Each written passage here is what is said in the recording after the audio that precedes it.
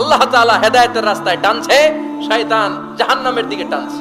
ঘোষণা দেয়া হলো মক্কায়, মুহাম্মদের মাথা কেটে এনে দিলে এত এত স্বর্ণ মুদ্রা দেয়া হবে। ওমরে ফারুক রাজি হয়ে গেলেন।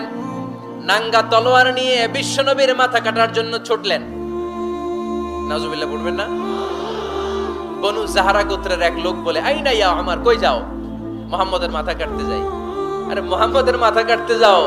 তোমার বোন ফাতিমা বিনতে খাত্তাব আর তোমার বোন জামাই সাঈদ কদ সাবা, এরা তো ধর্ম ত্যাগ করে ফেলছে।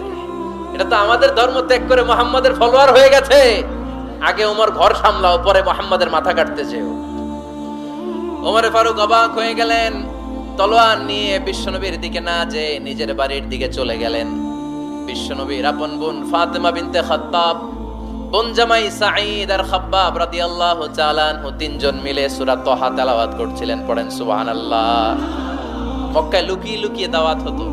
খাব্বাব রাদিয়াল্লাহু তাআলা আনহু একটা চামড়ার ফলকের মধ্যে সূরা তাহার কয়েকটা আয়াত এনে ওমর ফারুকের বোন আর বোন জামাইকে শিক্ষা দিচ্ছে, ট্রেনিং দিচ্ছে। সুবহানাল্লাহ পড়েন। লুকিয়ে লুকিয়ে ওমর ফারুক যখন ঘরে চলে আসলেন, এরা তটস্থ হয়ে গেল।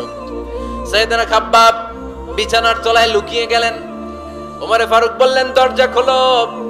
ফাতিমা বিনতে খাত্তাব দরজা খোলার পরে নির্মম ভাবে সাইয়েদনা ওমর রাদিয়াল্লাহু তাআলা আনহু বোনের গায়ে আঘাত শুরু করে দিল। বোন জামাইকে আহত করতে শুরু করলো আর বলতে শুরু করলো, তোরা পাগল হলি কেন? কি আছে ওই মুহাম্মাদের মধ্যে? কি জাদু নিয়ে সে এসেছে? সে যাই বলে লোকজন পাগল হয়ে যায়, সবাই তার উপর কালিমা পড়ে ঈমান এনে ফেলে। কি এমন জিনিস তোদের কাছে আছে যেটা দেখে মুহাম্মদকে তোরা ভালোবাসলি? কি আছে? কি পড়তেছিলি আমারে দেখা। ফাতেমা বলে, ইন্নাকা রিজসুন লা ইয়ামাসসুহু ইল্লাল মুতাহহারুন। ও আমার ভাই ওমর, তুমি নাপাক। তুমি কি? লা ইয়ামাসসুহু ইল্লাল মুতাহহারুন, পবিত্রতা অর্জন না করে এই কোরআন ধরা যায় না। সুবহানাল্লাহ পড়েন।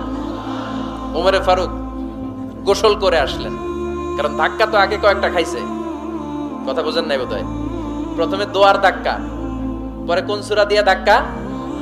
হাক্কা দিয়ে ধাক্কা। 3 নম্বরে এখন আরেকটা ধাক্কা খাবে। গোসল করে আসলেন।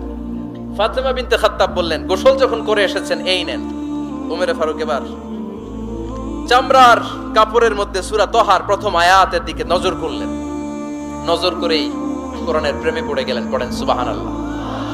ওমর ফারুক পড়তে আরম্ভ করলেন, তাহা মা আনজালনা আলাইকাল কুরআনা লিতাশকা ইল্লা তাযকিরাতাল লিমান ইয়াখশা তানজিলাম মিম্মান খালাকাল আরদা ওয়াস সামাওয়াতিল উলা।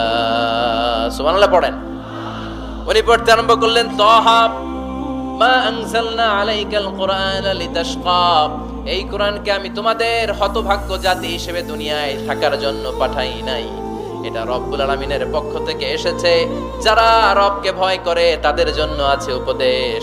যিনি আকাশ বানিয়েছেন, জমিন বানিয়েছেন, ওই আল্লাহ তাআলা নিজেই এই কোরআন পাঠিয়েছেন। আওয়াজ করে পড়তে হবে, আল্লাহু আকবার। উনি খুব ভালো আরবি জানতেন। সূরা তাহা পড়ার পরে আর ধৈর্য ধারণ করতে পারে না। ওমর ফারুক ছোট্ট বাচ্চার মতো কান্না শুরু করে দিলেন। আল্লাহু আকবার। সূরা তাহাটা হাতে নিয়ে, তলোয়ারটা হাতে নিয়ে বিশ্বনবীর দিকে ছুটতে আরম্ভ করলেন। আইনা মুহাম্মদ, কোথায় মুহাম্মদ?